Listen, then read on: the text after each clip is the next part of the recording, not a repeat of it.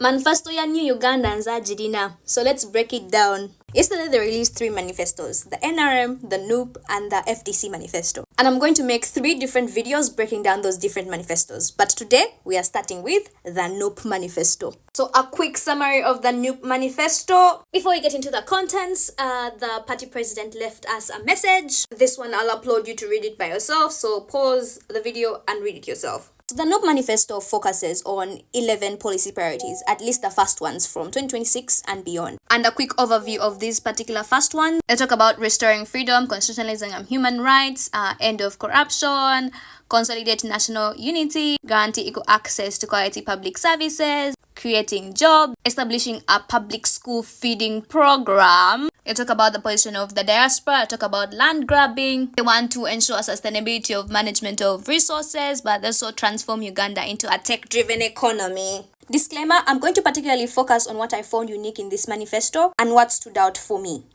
1. They talk about restoring freedom, constitutionalism, and human rights, highlighting that BTI classifies Uganda as a defective democracy, and that Uganda is ranked 126th out of 142 countries in the World Justice Project's Rule of Law Index, meaning we are really bad in that area, and that we are characterized by disappearance, torture, and the use of military courts to try civilians.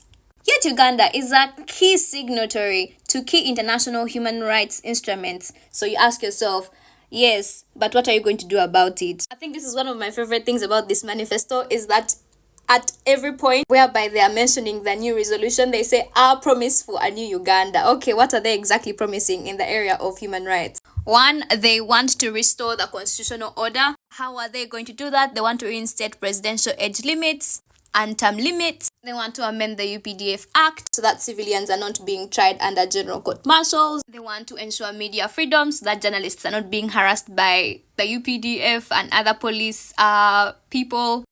They want to rebuild electoral integrity, given that most people don't think elections in Uganda work. etc, etc, etc. Kati nze wano ku job opportunities we bankwatidde. Kati promisi yaabwe etya okutuwa emirimu bagambye they will increase the current tourism funding from the current approximately 289.6 billion by 10 times within the first year. You ask yourself, why are they putting more funding in tourism? Well, in their plan, they begin that Uganda has great potential in the area of tourism, right? And that in the area of tourism is chronically underfunded. Yet it's one of those areas that could really absorb so many young people. So they want to improve road access to tourist spots, simplify trekking permits, develop adventure tourism offering, empower the tourism workforce. And their logic behind it is that if the tourism industry is big in Uganda, naturally people get jobs. Because if hotels increase, they will need people to work in hotels. If we need digital marketing campaigns, young people are going to do that. And the other one that really got me screaming was the fact that they want to establish a public school feeding program. Why is this essential? Because 1, how can you go to school when you cannot eat? Highlighting that 79% of Uganda's population is working in agriculture. And so if we get a way to diversify agriculture, we are definitely going to get a lot of money from it, but essentially promote education and food security, because why am I going to school if I'm hungry? So they want to create homegrown school feeding program that will provide meals to primary pupils in public schools. They are re-establishing farmer cooperatives and all these other mechanisms. The video is getting too long now. Now here.